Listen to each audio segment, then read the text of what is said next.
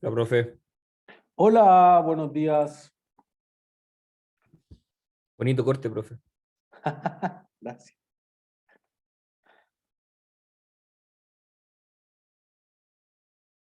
Hola, profesor. Hola.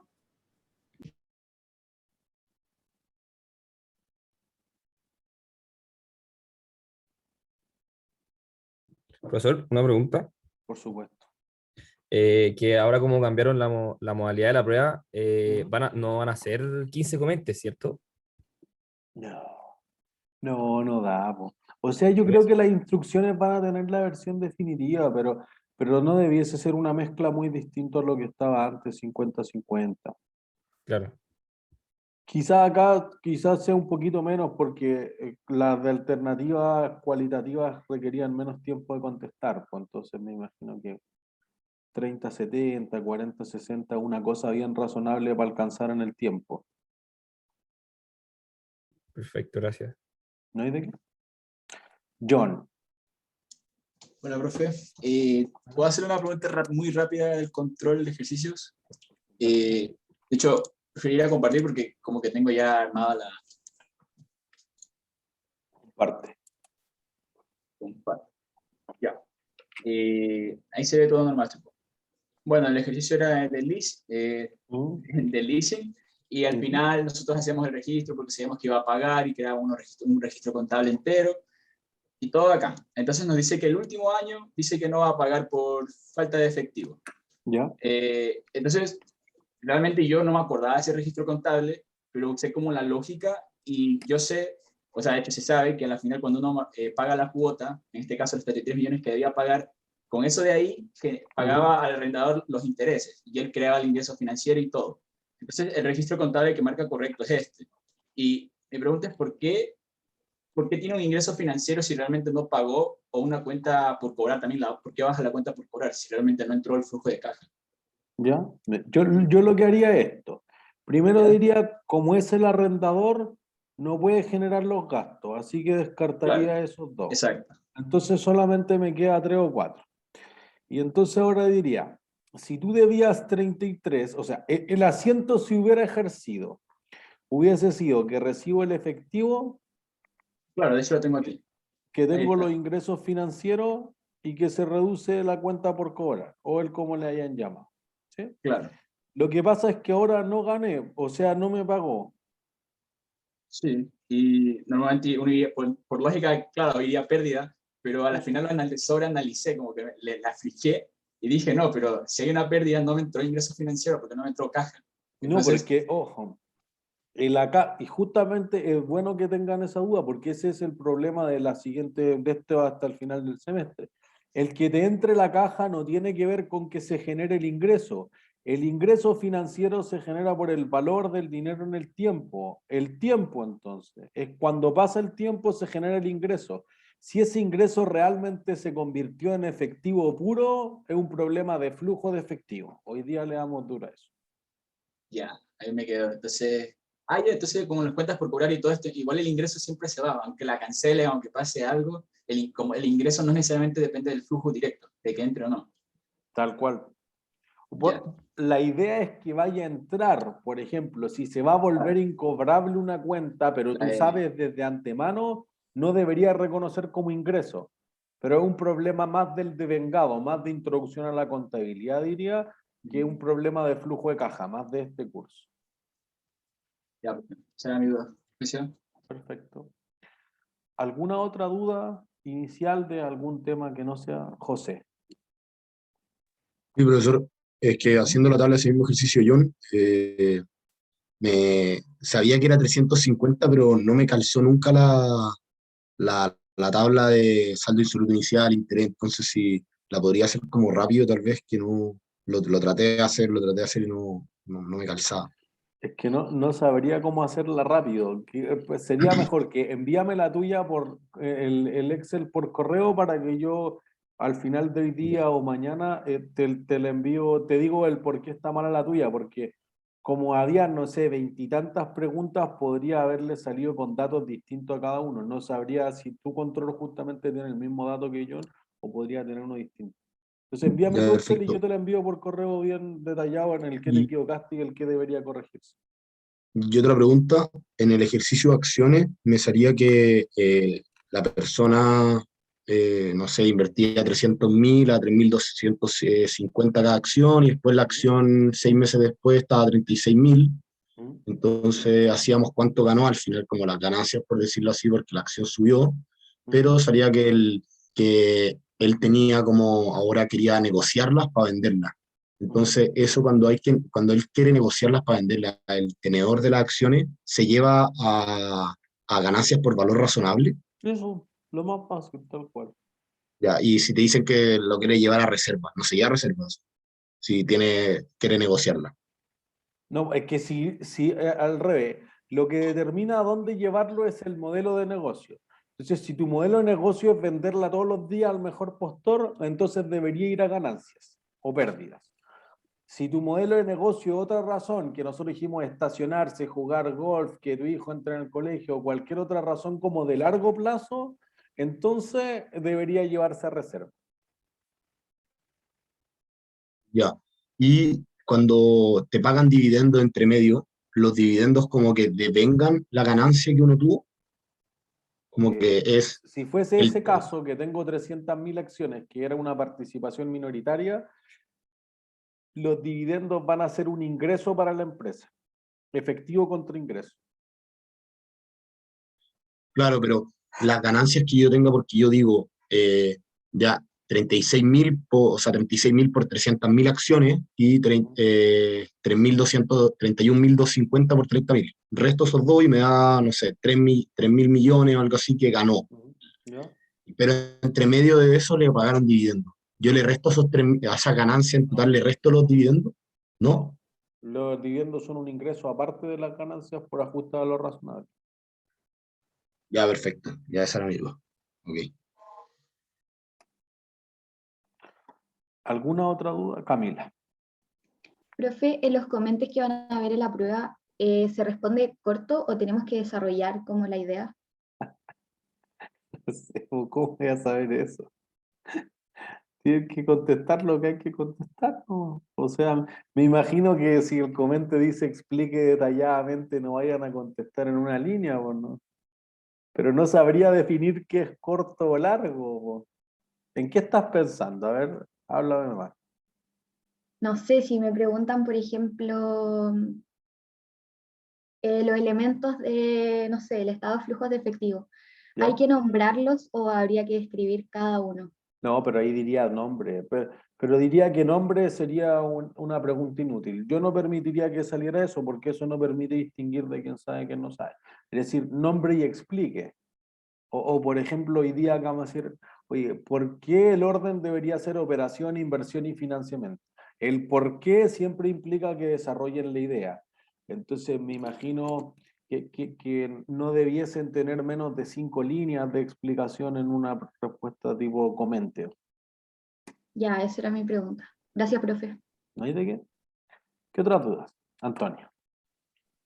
Yo tengo una duda sobre qué pasa en el caso del leasing cuando hay costos extra para dejar el activo operativo. Ujú. Eh, ¿Cómo el arrendador financiero debería poner como en el primer asiento que sería el del No, contrato esos costos? ¿Eso no los el pone? arrendador no, pues, porque Ah, el que ya, tiene que dejarlo operativo es el arrendatario.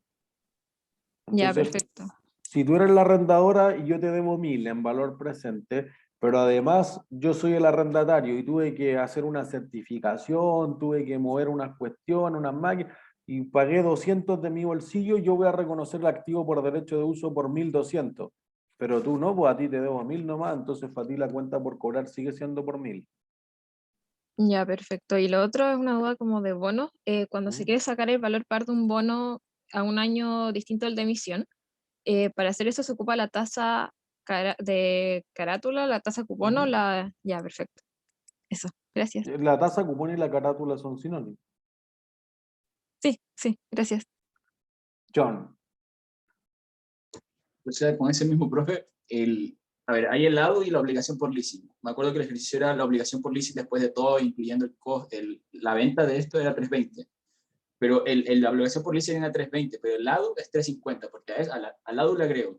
Entonces, No sé si se me entiende la pregunta. Entonces, cuando yo trabaje, porque generalmente como es el arrendador, todos los intereses que se devengan por los 320, porque es con la obligación por cual. leasing. Eso. Ah, ya, entonces, era como mi duda, porque al final difieren contablemente el lado con el otro.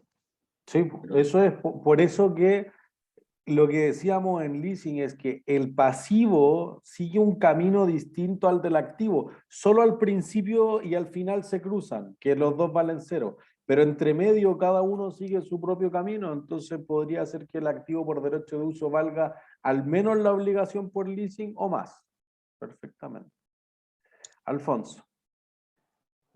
Entonces, en ese caso, cuando se separan, al final como que se va amortizando con el valor total, ¿o no? Con el costo incluido. ¿Amortizando qué cosa? ¿El activo o el pasivo? El activo. El activo, claro, o el valor inicial, incluyendo todos los costos que salieron de tu propio bolsillo. Y eso lo divido por la vida útil. Pues suponemos que el valor residual es cero, entonces lo divido la vida útil. Ah, ya, perfecto. Y ahí debería dar cero al final de... Claro, porque se va a depreciar Sí, hasta cero. Pues después sí, de que se haya depreciado completamente, debiese valer cero. ya, perfecto. Gracias. ¿No hay de qué? Antonia. Sí, se me había quedado una duda. También de bueno, ¿qué pasa cuando, por ejemplo, el emisor tiene costos por emitir el bono y al mismo tiempo el tenedor va a tener otros costos para adquirir el bono? ¿Cómo las tablas de desarrollo quedarían igual para ambos? ¿O en ese caso No, tendría unas diferencias?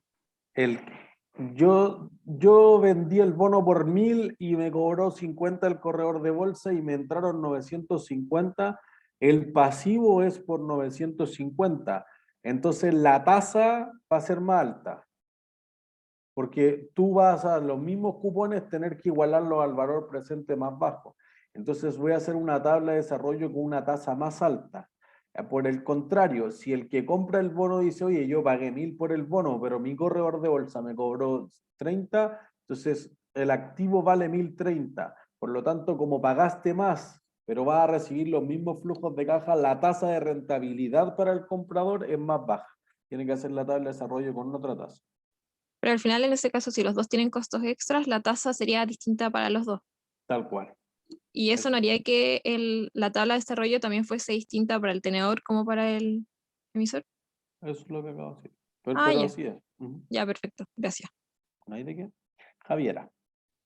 Profe, o sea, esta es una pregunta como fuera de la materia. Es que ayer, ya cuando hice el control, no Ajá. encontré el buzón para subir el desarrollo y se lo mandé a ¿Ya? usted por mail. ¿Ya? ¿Está bien eso? Es que no sé si... No, bien no está, pero no sé, pues tengo que ver el horario, todo el archivo, no, no sabría qué decirte. Cuando lo vea con calma te contesto por escrito. Ya, gracias, profe. Listo. Vamos a estado de flujo efectivo entonces.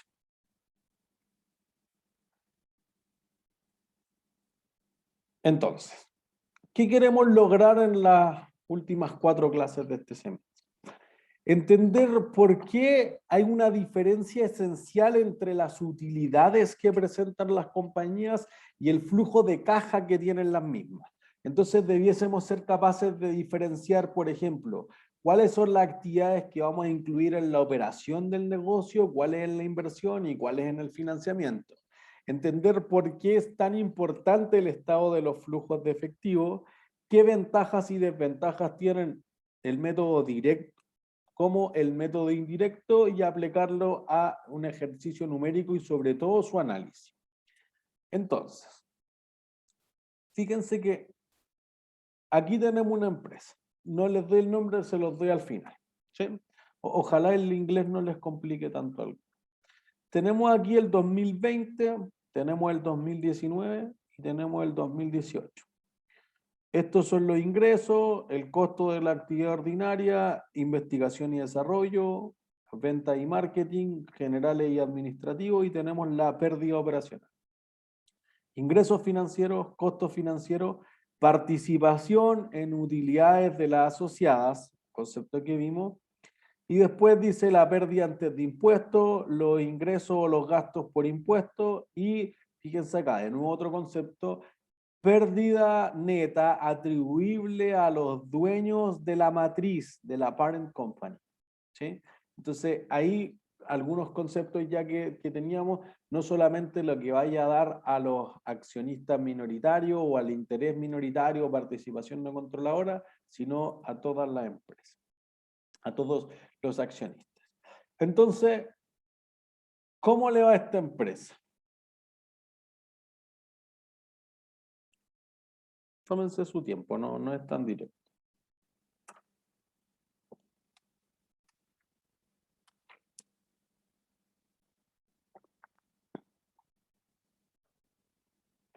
Profe, ¿qué es dilute?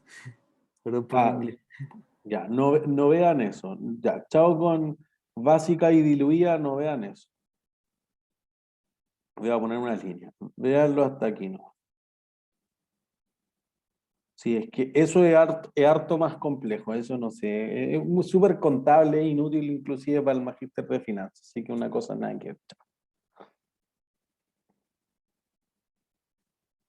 José. Ya, yo creo como moderado, tirado para mal, más tirado ¿Por para mal que qué? para bien. Porque como sus ingresos, sus utilidades retenidas son un porcentaje mucho más bajo que al final como los activos que tenían. ¿Qué activos Pero no tenían? tan al principio, ¿no? ¿No? El ¿No? 7.880, 6.000. Entonces le irá bien, le va bien. No. Si no son activos los de arriba, le va bien. Pero, perdón, ¿qué cifra? 7.880 el 2020, 2019, Ah, los 6.764. ingresos, los ingresos. Sí, los Ya, ingresos, eso. eso. Entonces, ¿le va bien o le va mal? Le va mal. Entonces, si esos son ingresos, le va mal. O sea, como moderado, tirado para mal, porque tal vez, y depende también como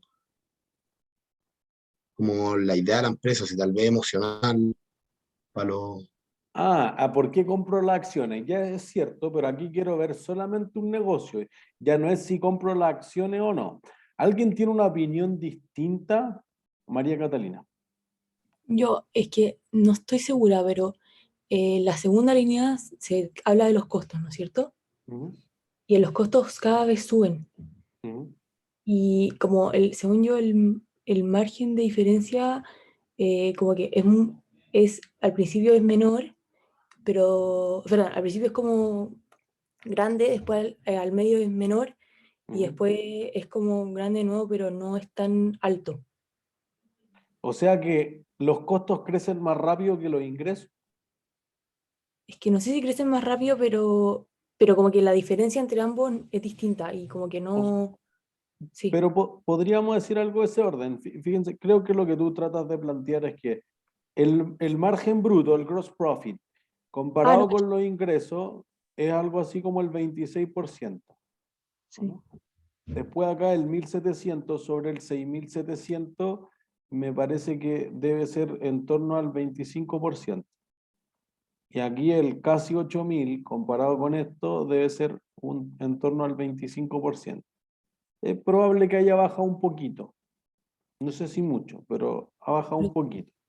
Entonces quizás como que no la ha ido tan, como no es tan bueno, porque sus costos no han, o sea, como que, ¿Ya? sí está bien. O sea, porque los costos han aumentado proporcionalmente a los ingresos. Sí. ¿Ya? Suena razonable. Alfonso. ¿No? Y hacer como lo parecido, o sea, lo mismo.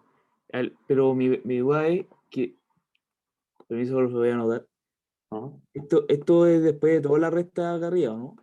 Todo esto. Sí, esa es, perdón, ese 2.308 es la suma de investigación y desarrollo, research and development, sales and marketing y general and administrative. Entonces, la suma de esos tres son como los gastos de administración y venta en el fondo. Ya, entonces ahí, sabiendo eso, le estaría yendo mal, pues, estaría como en ¿Por qué? pérdida. Porque Eso, los ingresos que tienen son menores a los gastos que tienen. eso es. Entonces están en Entonces, pérdida. Por eso fíjense que tiene pérdida, y fíjense que tiene pérdida operacionalmente. Entonces, no es que alguien diga, no, es que mira, gané un poquito en el negocio, pero los intereses me aniquilaron. Después los intereses le quitan una porción significativa. Paga 584 millones de euros, 333 y 510 millones de euros solamente en intereses. Entonces, por eso fíjense que en la última línea pierde 581. Entonces ahí uno dice, ah, ya, si pierde plata, el negocio no puede ser tan bueno. ¿Sí?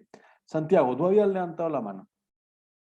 Sí, que iba a decir algo similar, que al final decía que debido a que la pérdida operativa que tienen es sostenida y el ingreso que reciben por parte de la financiamiento, que uno pensaría que generalmente las empresas que tienen números negativos por tanto tiempo tienen por lo menos un respaldo en la inversión para poder sostener el negativo, tampoco, de hecho, va bajando sostenidamente, entonces también puede ser una forma de verlo por qué tan mal. Tal cual, pues eso es bueno. Porque fíjense que ¿cómo una empresa obtiene los ingresos financieros? Ellos han comprado un bono.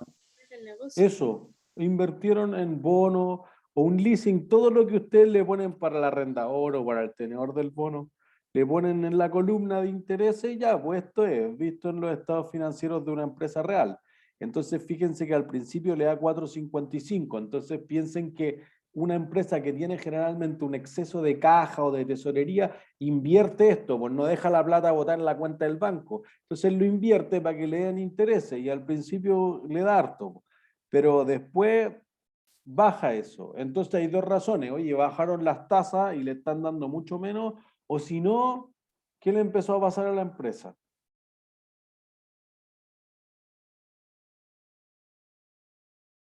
Tiene menos plata en caja Eso. para invertir, ¿Y por qué tiene menos plata en caja? porque no le está yendo tan bien. Eso. Entonces tiene que ocupar la caja para pagar las deudas, para tapar este forado que tiene acá. ¿Se entiende? Y por eso que el siguiente año menos caja todavía, pues la empresa como pierde plata se está fumando la caja, se le está evaporando la caja. Entonces eso hace la diferencia. Y eso cumple un objetivo de aprendizaje fundamental que ustedes ya puedan empezar a integrar los estados financieros, fuera de que el debe, el haber y esas cosas, entender qué te están presentando acá. Porque en el fondo a todos ustedes, independiente del área donde se desempeñen, usted le va a tocar ver hoy una campaña de marketing, mira, estos son los números. Hoy, ¿qué debería hacer para pagar Google Ads? ¿Debería pagar TikTok? ¿Debería contratar a alguien en Twitch? No sé. ¿Qué es lo que hago? No sé. Bueno, aquí hay que verlo. ¿O cuál es la línea de producto? ¿O qué segmento geográfico? ¿Adquiero este negocio o no? ¿Cuál es el que hay que cerrar? ¿Cuál es nuestro peor producto? Etcétera. A ustedes les va a tocar ver eso. Y después ustedes también, cuando ya sean gerentes generales, etcétera, les va a tocar recompensar a sus colaboradores. Entonces van a decir, oye, quería quedarle bono, ¿no? Lo está haciendo bien. ¿Por qué razón no está yendo tan mal? Etcétera. ¿Se entiende? Entonces ahí estamos viendo el estado de resultado, algo que deberían dominar desde el curso anterior, pero ideal que sepan leerlo. No es que sea una cosa así, uy, qué bruto, qué estado de resultados más grande. Esto es un estado financiero de una empresa real de Estados Unidos, les voy a decir cuál es. Bueno, listada en Estados Unidos y que tiene algunas cuentas nomás, no es una cosa súper compleja, pero tiene estas cositas que ustedes ya deberían manejar, como la participación en las utilidades de la social, los ingresos y los gastos financieros, y el cómo se llegó a esos números, el detrás, más allá de las matemáticas, etc. Si uno quiere ver la matemática, ahí están las notas de los estados financieros que uno los podría ver. ¿Sí? Entonces, fíjense acá, aquí está el estado de flujo de efectivo. Más allá de qué significa, cuál es la técnica, trascendamos de eso. En el fondo aquí estamos apuntando a lo básico, lo que saben con el control de lectura, ¿no? Entonces, si se fijan, aquí tienen los flujos de operación, tienen los flujos de inversión y tienen los flujos del financiamiento. Y la suma de los tres, operación, inversión y financiamiento, te va a dar el flujo total del periodo, que te dice el incremento neto en el efectivo y los equivalentes de efectivo. Entonces, ¿cómo se ve la empresa ahora vista desde el flujo de caja? Es decir, lo que cobró y pagó, no solamente la idea del devengado que está en el estado de resultados.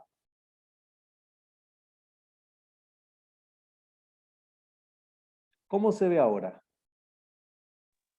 A lo mejor, ¿no? ¿Por qué? O sea, ahora no tiene pérdida.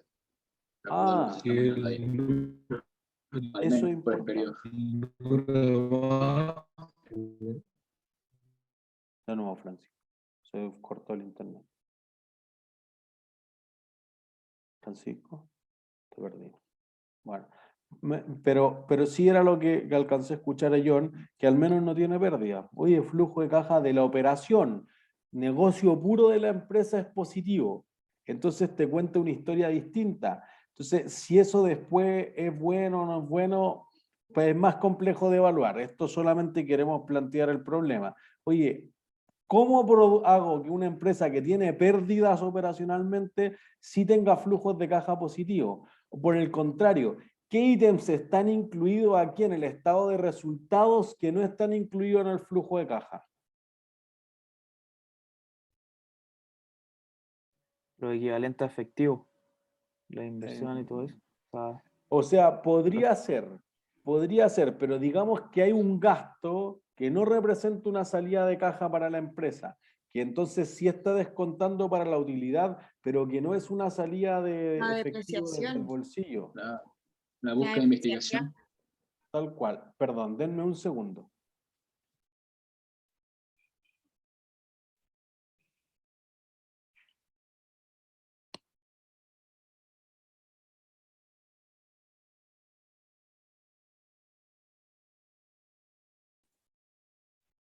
Ahí sí. Ya, la investigación y desarrollo, ¿por qué creen que no sale de flujo de caja? Es interno. Entonces, o sea, ¿Yo realmente le pago sale a de la ahí, gente que pero no pago a la investiga? gente. Porque todavía no es parte como de un activo que tengo. Es un gasto. Por eso, pero eso sale flujo de caja. O sea, es un gasto porque está en el estado de resultado, pero pago, po, ¿no? Fíjense, si alguien es más de los asientos, quizás le puede ser más claro. Aquí estamos diciendo, oye, mira, yo tengo un gasto por investigación, no da lugar a un intangible contra el efectivo. Listo, toca el efectivo, o sea, le pega al estado de resultados y le pega al estado de flujo efectivo, pero debe haber un gasto que va al estado de resultados que no le pega a la caja. La depreciación. La depreciación, eso es. Entonces la depreciación, la amortización, las provisiones, todos estos conceptos que representan un gasto, pero que en realidad no han tocado la cuenta de efectivo, podrían hacer una diferencia. Porque en el fondo tú dices, oye, la depreciación está reconociendo que los activos se van desgastando con el tiempo. Es cierto, y eso puede hacer una diferencia importante, pero si tú no tienes la plata ahora para reinvertir en el activo, no hay problema. Lo que pasa es que cuando se acabe la vida útil, entonces, oye, murió el camión. Ah, no guardamos nada. No hay un colchoncito, no hay un fondito, una provisión para eso, no. Usted llevó el negocio. Por eso es que uno intenta anticiparse, ir guardando la inversión, digamos, que va a hacer en el futuro con el concepto de la depreciación. O sea, si tu empresa no gana plata, al menos la depreciación, nunca va a poder volver a adquirir el activo. ¿Se entiende, José?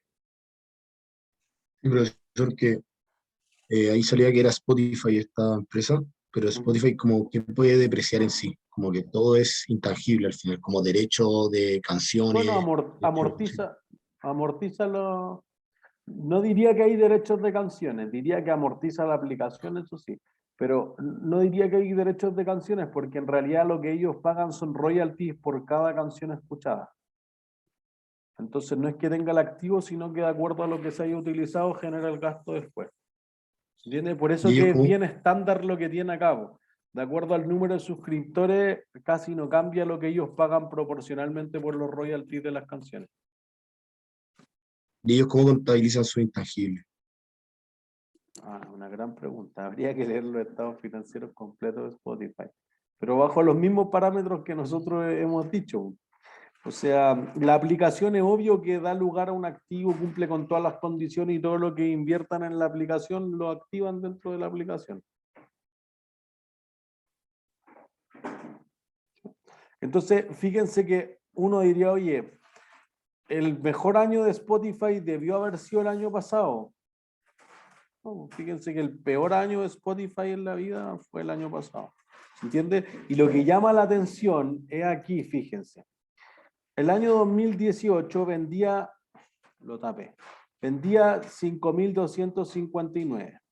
Después vende algo así como 1.500 millones más de euros. Entonces digamos que sobre 5.000 es más o menos el 30%. Voy a hacer números gruesos solamente para enunciar el punto. Después el siguiente año vende 7.880. Entonces es algo así como 1.100 millones más de euros. Y eso es como el 20%, número grueso, del año anterior.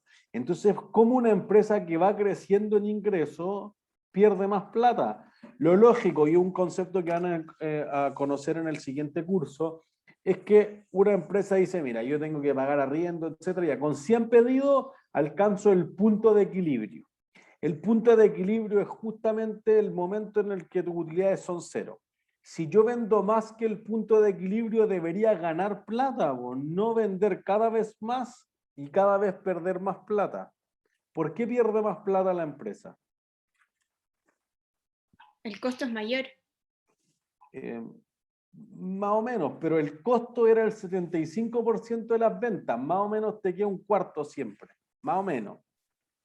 ¿Quién es el que después se lleva la mayor parte del margen bruto? ¿Cuál? De nuevo. Marketing. Ahí estamos. Venta y marketing. Y fíjense que investigación y desarrollo también se lleva harto. Y ustedes ahora me dijeron, no da lugar a activo intangible. Ya, pues eso es.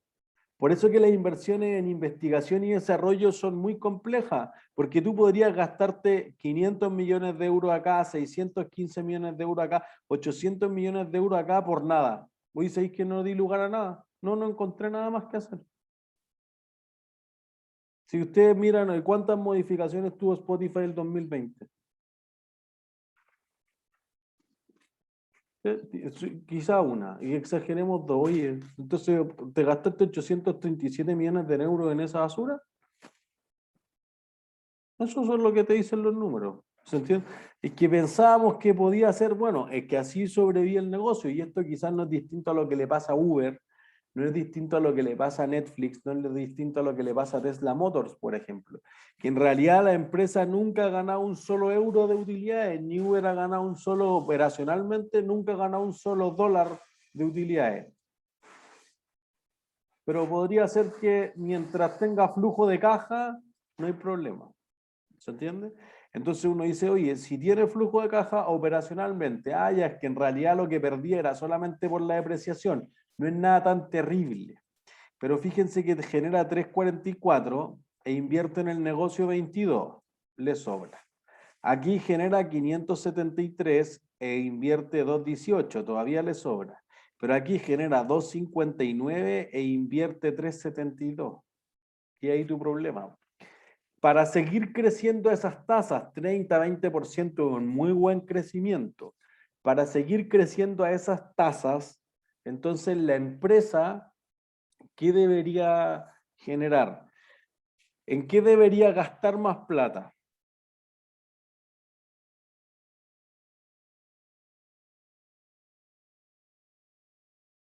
En lo que gastáis, pues en marketing y más investigación y ese tipo de Cada vez cosas. más, po. Y es lo mismo que le pasa a Uber, porque Uber cada vez tiene más competidores y lo mismo le pasa a Spotify. ¿Entiendes? Entonces, al final tú dices, oye, pero para seguir creciendo tengo que gastar cada vez proporcionalmente más, por eso pierde más plata.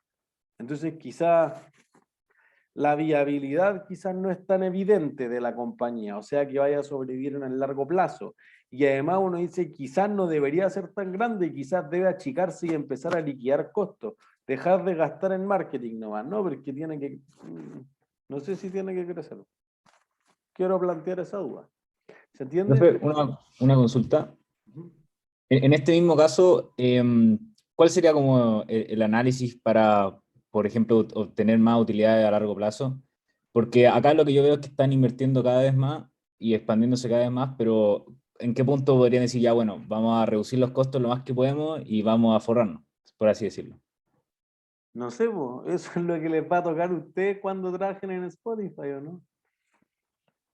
Creo que no hay una única solución. Primero, creo que es imposible que alguien vaya a dar una solución de ese orden con, no sé, por los últimos 20 minutos que hemos estado discutiendo esto. Requiere más, no solamente de este curso, sino que requiere análisis financiero profundo, que es un tema completo de Finanza 1, aquí es solamente una introducción.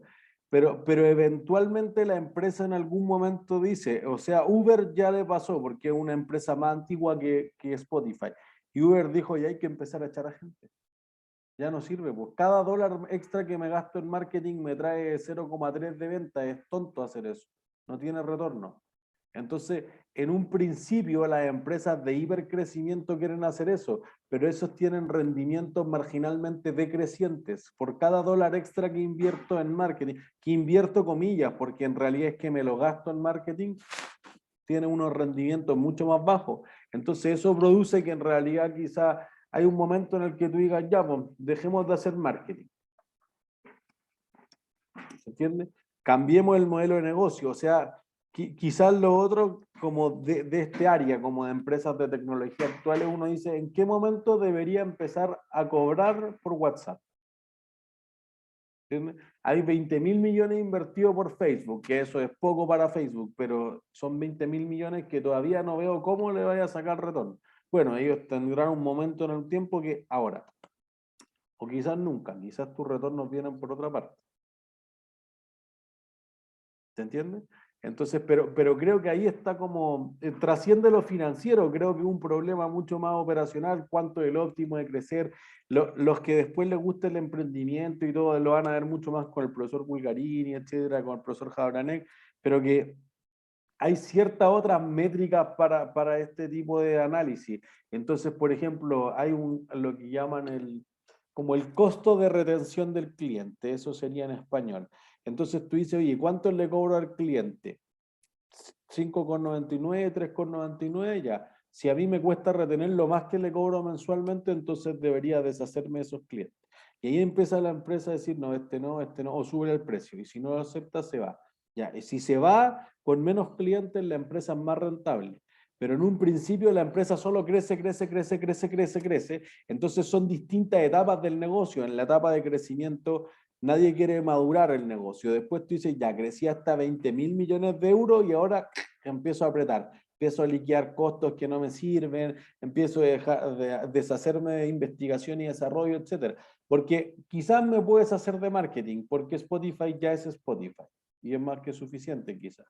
Pero quizás no me puedo deshacer de investigación y desarrollo, porque si no me mantengo actualizando mi aplicación persistentemente, me va a matar Apple Music. ¿Entiendes? Entonces, podría ser que lo tuyo es estar haciendo innovaciones persistentemente, entonces quizás ahí es donde tiene que poner sus balas la compañía y ese es un gasto inevitable en el fondo. ¿Entiendes? Entonces, muchas gracias. no hay de qué. Entonces, ¿qué es lo que nosotros vamos a ver? Vamos a ver que cuando la empresa obtiene efectivo, es lo que vamos a conocer como orígenes de fondo o fuentes de efectivos o entradas. Cuando la empresa ya sale la caja de ello, una salida de caja o un uso de efectivo, una aplicación de fondo, a veces llamada en España y en México, lo que estamos viendo es que la empresa va a tener un cambio en algo que esté en su balance. Entonces, por ejemplo, si tú tuvieses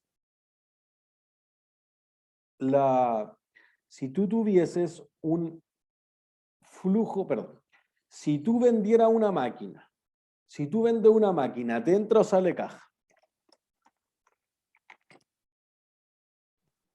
Entra caja. Entra caja, listo. Vamos a obviar que podría venderse a crédito, etc. En principio vamos a pensar que todo es de esa forma. Entonces, vender una máquina va a hacer que tenga menos activos, pero eso va a producir más caja. Entonces, las bajas de los activos van a producir entradas de caja. Por el contrario, por el otro lado del balance, si yo vendo un bono, ¿entra caja o sale caja? Entra caja. Entra caja. Y eso significa que va a haber un aumento del pasivo, igual que si vendo acciones va a haber un aumento del patrimonio. Entonces, eso va a hacer que todos los activos que disminuyen produzcan más caja y los pasivos y patrimonio que aumentan van a ser más caja. ¿sí? Por el contrario, si tú vas y compras una propiedad, ¿entra caja o sale caja? Sale. Sale caja, tengo más activo. Y lo mismo si yo voy y amortizo un bono, sale caja. Si yo pago dividendo, ¿qué pasa con la caja? Disminuye, Disminuye. Pues, ¿y qué pasa con el patrimonio? disminuye. Disminuye. Listo. Esas son las 4 situaciones que se podrían dar. Entonces vamos a decir, cada vez que aumenten los activos hay menos caja y cada vez que disminuyan los activos hay más caja y exactamente lo contrario con los pasivos y con el patrimonio. ¿Se entiende? Entonces, cuando uno tiene claro que adquirir una nueva planta deja menos caja disponible, pagar un crédito de dividendos deja menos caja, cuando yo le doy un anticipo a un empleado, te va a quedar un gasto pagado por anticipado. Y el gasto pagado por anticipado es un activo, por lo tanto, como tengo más activo, hay menos caja. Por el contrario, si uno lo ve por el otro lado, uno dice, yo recibí del cliente efectivo y tengo un ingreso recibido por anticipado, anticipo de cliente o ingreso no devengado. Eso lo que hace es tener más caja. ¿Por qué? Porque aumentó un pasivo, que es el anticipo de cliente. ¿Se entiende? Entonces, el estado de flujos de efectivo obviamente te da más información que lo que puede tener mirar solamente la cuenta caja, porque alguien podría decir, oye, este año teníamos 1000 y ahora tenemos 2000. Ah, ya aumentó en 1000, es evidente. Pero ¿por qué aumentó? El por qué aumentó es lo más importante, sobre todo para las pymes. Las empresas en general tienden a mostrar los estados de resultados y el balance o estado de situación financiera, pero una cosa bien piñufla, estado de 8 columnas, es una ordinaria esa cuestión y la lleváis al banco y el banco como que no sabe, no entiende, y si no entiende mucho el banco, ve riesgo, y si hay riesgo, ¿qué hace el banco? Chao. Las tasas. Sube las tasas, eso es. O no le da préstamo, que es más extremo todavía. Entonces, en el fondo, las empresas, sobre todo las pymes, que son las que siempre leen más complejo, porque digo, oye, si es Cencosud, claro, y Falabella, y ahí están los estados financieros preparados con millones más, pero la pyme, entre que trata de sobrevivir el día a día, de llegar a fin de mes y pagar los sueldos, etcétera, y tener algo que se pueda presentar para que después no te cobren una tasa que es tan brutal que te liquide el negocio. ¿Se entiende? O que tienen muy buenas ideas, tienen buenos proyectos las pymes, pero siempre tienen un capital acotado, entonces no pueden desarrollar todos los negocios que quieren. Entonces, muchas veces, y lo hemos visto harto en la práctica, que preparar los estados de flujos de efectivo le da una señal al banco, oye, mira, esto está preparado además bajo IFRS, aunque sea IFRS para pyme, que es una cosa más simplificada, pero información mucho más clara. Puedo hacer más proyecciones de cuánto te presto, de cuánto estables son los flujos de caja en el tiempo. Puedo analizar ciertas cosas como lo que vimos introductoriamente. Entonces, eso le da información que podría reducirle los costos financieros que tiene la compañía. ¿Se entiende? Entonces, cuando uno está viendo el estado de flujos de efectivo, a veces, sobre todo en España y en México, se habla del estado de usos y fuentes de fondo o de orígenes y aplicaciones de efectivo, que realmente no es un estado financiero, pero es complementario, a veces se pone en algunas presentaciones de la compañía, en emisiones de bonos, en emisiones de acciones, y es complementario, una cosa más simple y sirve para el análisis. No es tan detallado como el estado de flujos de efectivo, pero es un paso que te acerca a eso, ¿sí? En el estado de flujo efectivo, lo que uno va a ver es cuáles son las variaciones que produjeron caja, hay cobros, o que usaron la caja, hay salidas y hay pagos. Entonces, eso hace una diferencia significativa y alguna empresa, para mejor comprensión del estado de flujos de efectivo, normalmente muestran esta herramienta o este complemento que es el estado de uso y fuentes de fondos. ¿Sí? Entonces, lo que tenemos que entender es qué es lo que consideramos efectivo. No va a ser caja pura, sino que hay cosas que son parecidas al efectivo. Por ejemplo, conceptos que a veces son muy parecidos: caja, disponible, tesorería, banco, en especial los que son muy contadores, oye, la plata está en la caja, y eso se refiere a la caja chica, o está en el banco, no es lo mismo. Para mí me da exactamente lo mismo, por eso yo siempre ocupo el efectivo. Grandes cuentas. ¿Por qué razón? Porque podrían haber ciertas partidas que no son exactamente caja pura, pero que son equivalentes a tener caja pura.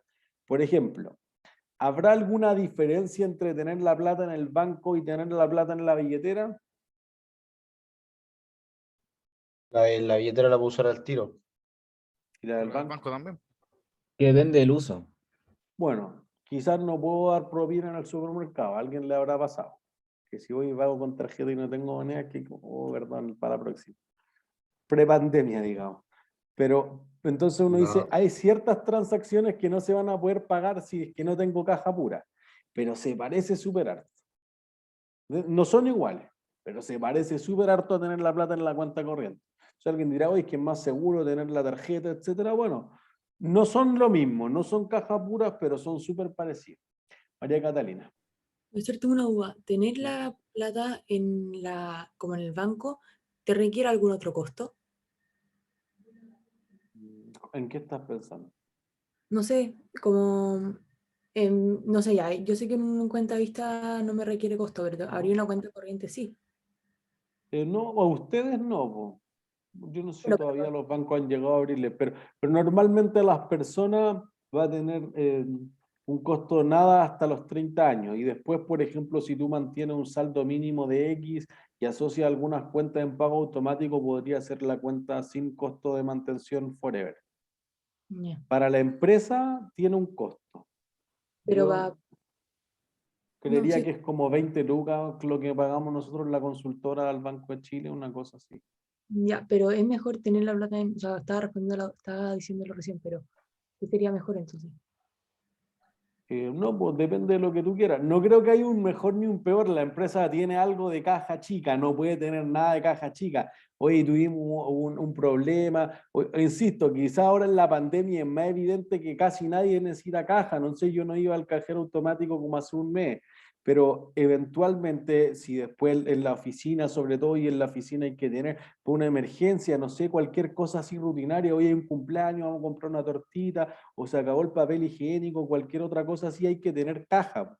¿Por qué no? Pero la tarjeta hay que llamar al dueño que tenga la contraseña, no, no es lo mismo. ¿Entiendes? Es súper parecido, pero no. Que haya uno mejor o peor, no. Me parece que las dos tienen de las dos. No, no sería bueno tener todo en caja pura, así como flotar en caja, y no sería bueno tener todo en la cuenta corriente, porque hay algunas cosas que no se pueden pagar con la tarjeta.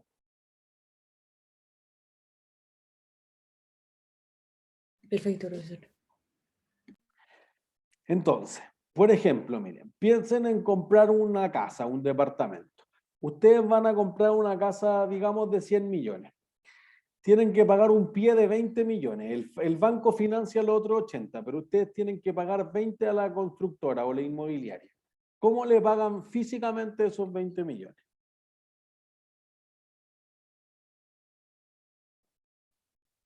Cheque o cuota. Con cheque. ¿Ya cuánto ustedes van a hacer un cheque? Con ese Vale papel. vista. Ah, Ese por vale ahí vista. va. Porque, miren, yo diría que cheque es cierto, se puede, pero fíjense que el cheque cada vez más va más en desuso. Si quizás es probable que sus papás, que sus abuelos lo utilicen mucho, pero si no se fijan, no sé, en restaurantes donde se pueda salir dentro de la pandemia de vez en cuando, vean que todos dicen no, un cheque no, porque oye, el cheque podría no tener fondo. A diferencia del vale vista, que es justamente el que quería explicar.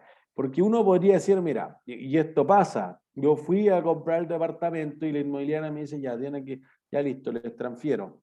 Y después, pero lo máximo que puedo transferirles por primera vez es 250. Y después lo máximo que puedo transferir por día son 5 millones. Entonces voy a estar una semana transfiriendo plata. Tiene que volver después una semana. No, una sucursal abajo del Santander vale vista. Porque alguien podría decir, no, pero saco 20 millones en efectivo, los llevo. Sí, no sé si alguien se quiere pasear por la calle con 20 millones, aunque sea una cuadra. ¿Se entiende? Entonces el vale vista justamente es algo que dice el papel, mira, esto se gira a nombre de tal inmobiliaria, no sé cuánto, y listo, y lo llevo, solo lo puede cobrar la inmobiliaria. El banco ya sacó, giró, digamos, esa plata de tu cuenta, o al menos la congeló, digamos, está independiente en tu cuenta solamente con destino de ese vale vista, y entonces eso va a ser la diferencia. Alguien levanta la mano, creo que Alfonso, ¿no?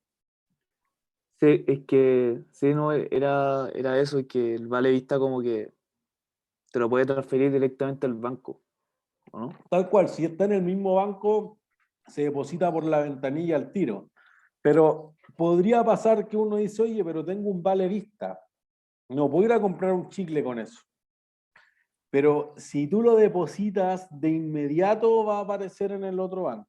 Si son de distintos bancos, inclusive esto podría ser hasta valuta 2, se podría demorar 48 horas. Por ejemplo, si es de un banco extranjero, porque tiene que pasar por COMEX, por comercio exterior, y tienen que avisarle al Banco Central que entraron euros, dólares, no sé lo que sea, y ya, pero en 2 días está en tu cuenta. Entonces, casi como si fuera liquidez pura, caja. ¿Se entiende? Pero no es exactamente eso. Entonces, eso haría una diferencia. Felipe. Perfecto, muy nada que ver, pero como decía, los de 20 millones en efectivo, en caso de que me roben ese dinero así me asalten, ¿eso sería como pérdida por robo? ¿Cómo lo registro eso? Claro, pérdida por robo, me parece que es razonable. Pérdida por robo contra efectivo. Ya, muchas gracias. Entonces, lo que uno podría tener aquí es que hay ciertas partidas que no son caja pura, pero que son muy parecidos. Por ende, vamos a acuñar el concepto de equivalente de efectivo. Y un equivalente de efectivo es cualquier cosa que cumpla con 2 condiciones. Por un lado, que sea convertible en caja pura en menos de 90 días, y por otro lado, que sea totalmente seguro el monto. Entonces, por ejemplo, si usted tiene un depósito a plazo, eso califica como.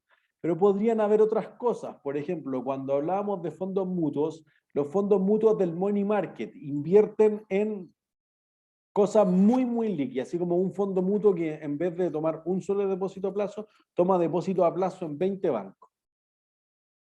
O que invierte en bonos del gobierno, que son muy seguros, lo que denominábamos AAA, por ejemplo. O pagaré a la vista, lo que le decía, vale vista o pagaré a la vista. Entonces, podrían haber algunas cosas que son muy parecidas a caja y se van a considerar ahí. Si tú tienes un cheque, ¿el cheque es un equivalente de efectivo o no? No, ¿Por qué no? porque puede no tener fondo. Eso es, tal cual. Entonces podría volverse incobrable. Para eso está en introducción a la cuenta estado de estimación de deudores incobrables, la EDI. ¿Sí? María Catalina, perdón, todavía le levantado la mano. Profesor, pero el vale vista sí es efectivo entonces. ¿Es un equivalente de efectivo? Sí, es efectivo. Porque si me lo roban, se pierde la plata nomás.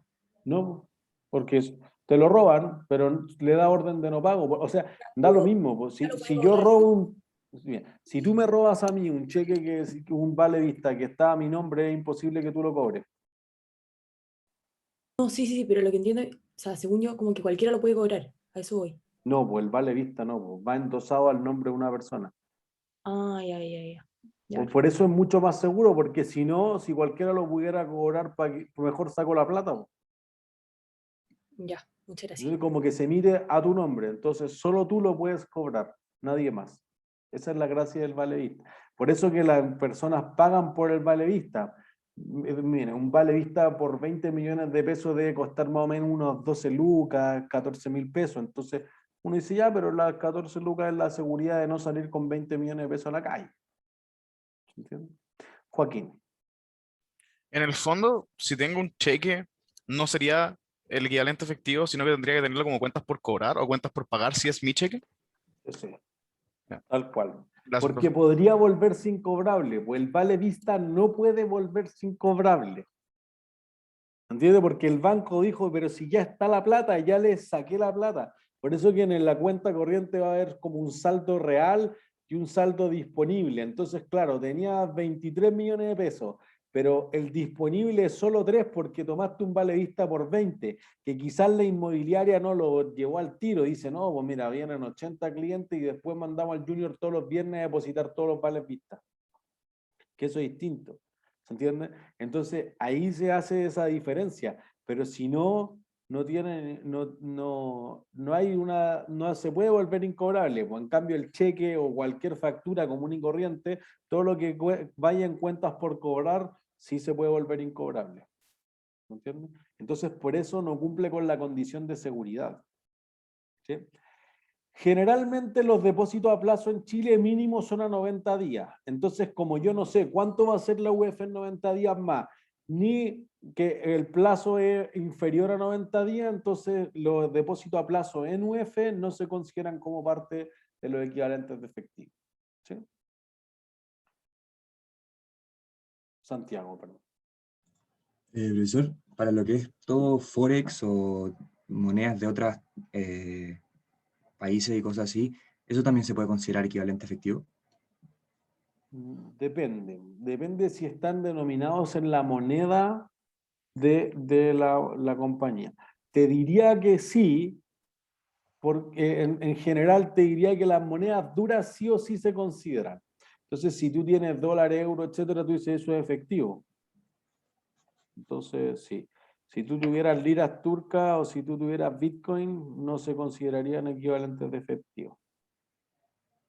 ¿Y si está ahí en El Salvador con el Bitcoin? Bueno, o sea, de ahora que hay un legal tender por eso es cierto. Podría ser que ahora fuese a considerar eso. Pero porque en ese caso tus estados financieros estarían en Bitcoin, tu moneda de funcionamiento sería Bitcoin. Yeah. Por eso, si tú estás en Turquía y tienes liras turcas, es obvio que eso es el efectivo. Lo que pasa es que si tú tienes wones coreanos en Turquía, no estoy seguro de que eso sea totalmente seguro. ¿Se entiende? Como que ahí lo que la empresa trata de poner en juicio o trata de evaluar es si realmente son seguros o no son seguras esos efectivos. Claro. José.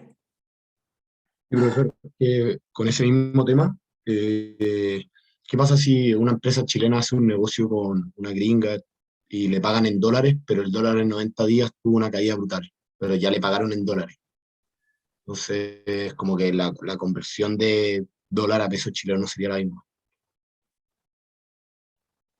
Eso, ¿cómo se contabiliza? O sea, ¿Cuál es? ya, ¿cómo se contabiliza? Primero digamos que tú no esperarías que pase eso desde el principio, lo que pase después es cualquier cosa inesperada. Pero al principio tú sí considerarías los dólares como un equivalente efectivo, porque literal es efectivo. Entonces, por eso diría que una parte muy importante de las monedas que tienen la empresa son caja pura. Tú tienes billetes de eso, ¿se entiende? Entonces, para no hilar tan fino tampoco. Pero si hay esa depreciación del tipo de cambio, entonces tú en el estado de resultados tienes una cuenta que se llama diferencia de cambio. Cuando pierde la empresa es un gasto, cuando gana la empresa es un ingreso. Perfecto. Y después, si yo llego a ganar por un cambio, ¿lo pongo como en contra con esa diferencia? Si es que tengo pérdida en esa cuenta. Ya, perfecto. Eso, o sea, lo más típico es que tú emitiste, no sé, un bono por 100 millones de dólares y eso valía 700, ¿ya? Entonces eran 70.000 millones el pasivo. Si después tú dices, oye, ahora vale 720, entonces lo que va a pasar es que hay 2.000 millones que está más el pasivo. Como subió el pasivo y no cambió el activo, hay un gasto. Pero si después se devuelve y ahora vale 680, entonces ahora tengo 4.000 millones que es el ingreso por la diferencia de cambio. ¿Se entiende? Como que se mide contra la diferencia del valor del pasivo o del Claro. activo, lo que esté en otra moneda. Se comporta parecido a la cuenta de reserva. Tal cual.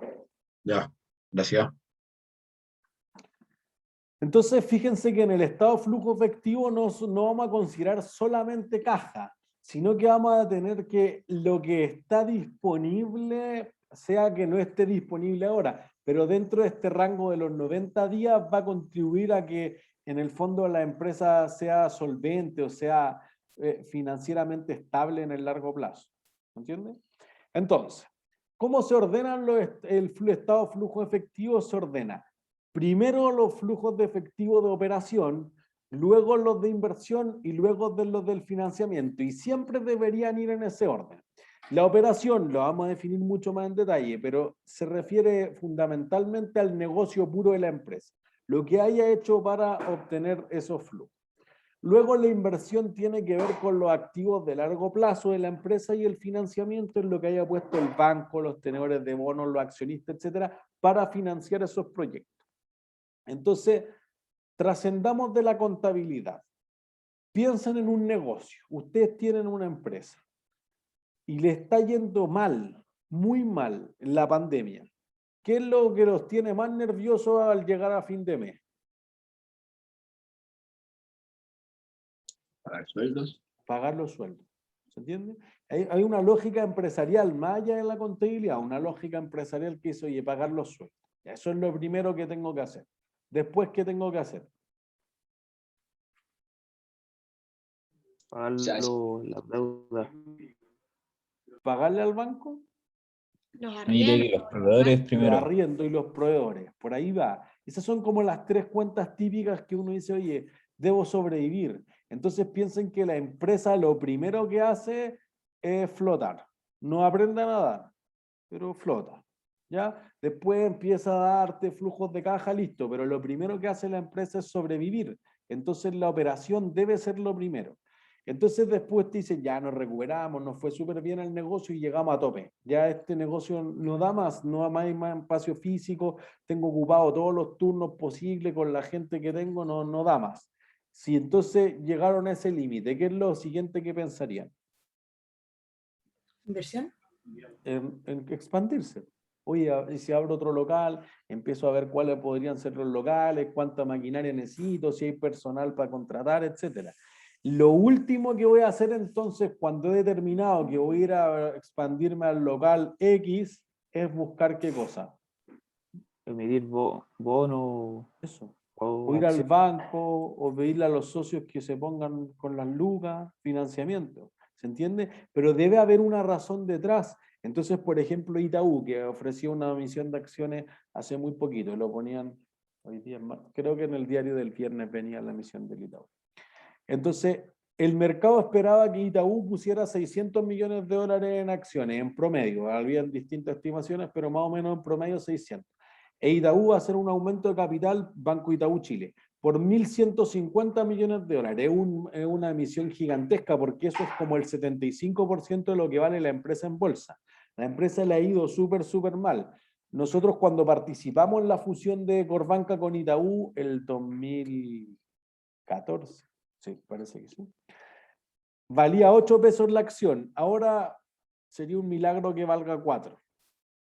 Le ha ido mal en el tiempo. Las fusiones parecen ser después de todo difíciles de materializar. Se entiende lo que uno proyecta, después no se da en la práctica, se vinieron tiempos más complejos, etc. Todos los bancos después de la crisis subprime tuvieron que adaptar una nueva regulación, Basilea III. Basilea III le exige que tengan un mínimo de patrimonio, que cumplan con cierta liquidez y con una serie de indicadores o ratios financieros que protegen de que el banco pueda quebrar.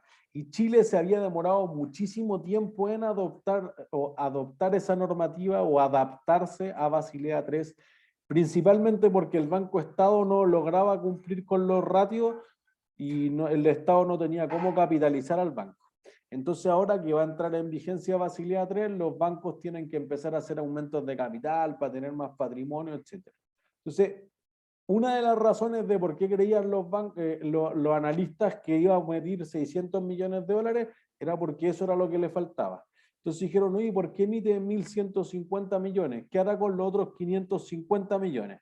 Bueno, hay una razón que es la que grime el Itaú. ¿Ustedes por qué saldrían a vender más acciones de lo que todos esperamos?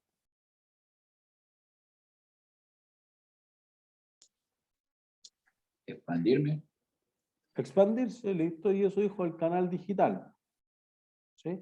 Eso es lo que cuenta la empresa. ¿Qué creerá el resto de nosotros suspicazmente? Está desesperado. Eso, porque el negocio no va tan bien. ¿Se entiende? Por eso que cuando hablamos de yendo harto, nosotros dijimos una cosa que trasciende la contabilidad, pero les va a servir empresarialmente. Oye, hay que leer entre líneas los anuncios que hacen las empresas.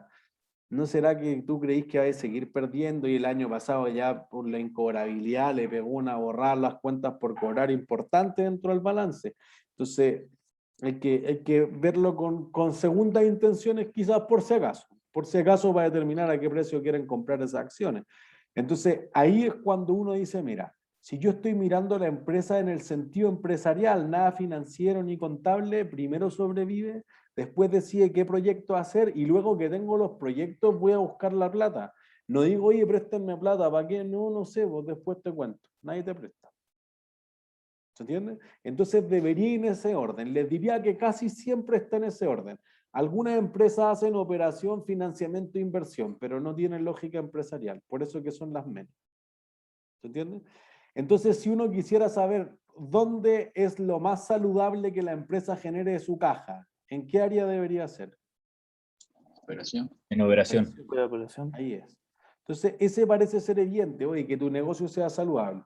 Ya, pues, si el negocio no te da, ¿dónde esperarían que dé? Inversión. ¿En inversión, que la inversión sea positiva? No. O sea, para lo que generen los ingresos financieros. Eso iría ahí, ¿o no? No sé. Porque si la empresa no le da la operación y me genera por ingresos financieros, es raro. Oye, a tu restaurante no entra nadie, pero gana súper harto por los intereses. Una pirámide. O sea, no diría que algo así como fraudulento ni nada, pero podría ser complejo de sobrellevar y de usted mismo plantearse sobre un comité, sobre el directorio y darle esa explicación. Van a transpirar helado, muy helado, porque es súper complejo decir, no, es que mira, nuestro restaurante es malo, pero uy, que ganamos plata con los depósitos a plazo. Probablemente alguien que es cesante después de esa explicación. ¿Entiendes? Federico.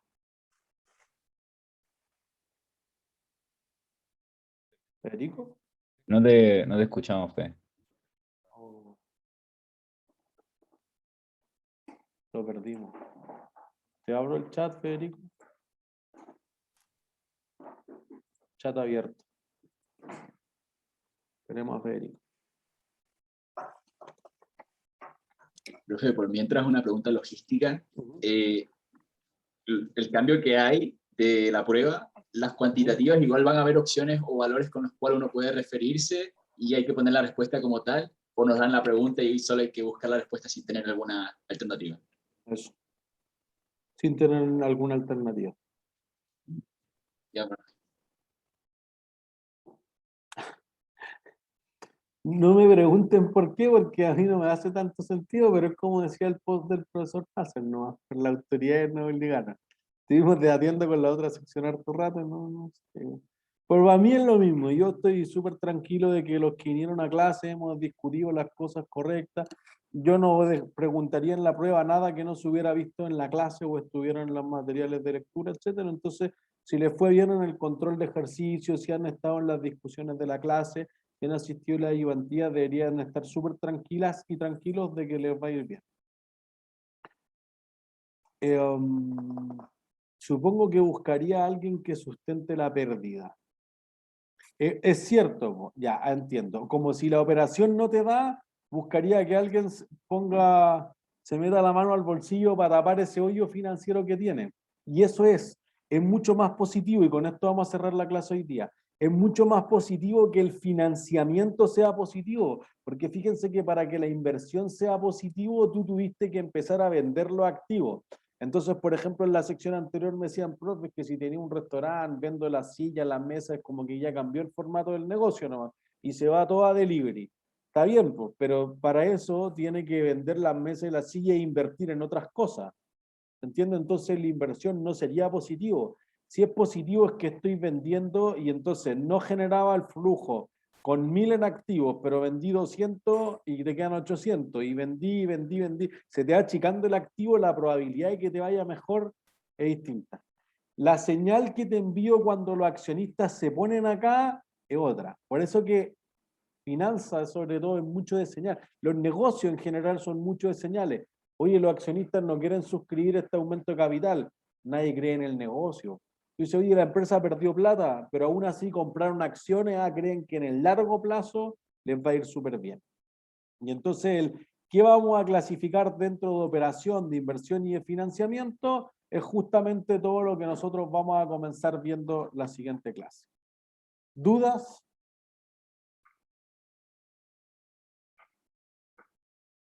¿No? Perfecto. Ha sido todo por hoy entonces. Que estén súper bien. Profe, que esté bien. Chao, chao. Profe, gracias. Chao. Chao. Está bien, profe. Profe, le tengo una duda. Igual. Chau, chau. Que ¿Sí? entré un poco tarde, pero las notas del control de ejercicios de ayer, ¿sabe para cuándo van a estar o para después de la prueba? Yo esperaría lo antes posible. Me parece que ya están corrigiendo las ayudantes y Rod en la mañana, pero no sabría asegurar. Igual ustedes tienen un referencial, porque si ustedes entran al link, ahí solamente hay que esperar como los descuentos que no estén sustentadas con el desarrollo. Pero en el link ya tienen su nota. Ya, perfecto. Profe, Muchas gracias. la dificultad de la prueba comparado con la del control es más fácil, ¿o no? Igual, no. Igual. Igual, no. O sea, la parte de ejercicio, pues depende si a alguien le complica más la parte cualitativa, puede ser. Yo diría que la dificultad no es distinta a la prueba 1, además, por si acaso. Me parece que han estado Ya. bien parejas todas las cosas. Quizá el control se puede hacer quizá un poquito más fácil porque ustedes pueden escoger los dos temas que más les gusten. En el otro caso, si tienen que hacer los tres y uno no lo manejaban tan bien, quizá eso les puede jugar un poquito en contra.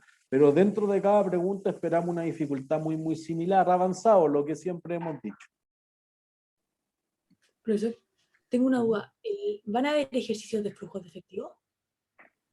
Podría haber, por si estamos hablando de flujo efectivo. Hay una Sí, pero- ayudantía de flujo efectivo. Ya, y la otra duda, profesor, Ajá. ¿podría tener un correo mío recién? Podría haber, déjame ver. Realmente le mando correo y no sé si le llega bien a ese correo o el otro. Ahí me llegó, son dos. Es que no, porque me surgió una duda en la clase. Entonces se la aproveché. Ah, ya, ¿Ya? Profe, Gracias, profesor. ya. No hay de qué. Alguien iba a Profe. preguntar otra cosa, Ignacio. Sí, yo tengo una duda con mi control, que no sé cómo se saca una alternativa. ¿Ya? Así me puedo ayudar. ¿Ya? Es con los gastos del periodo 1 del leasing. ¿Ya?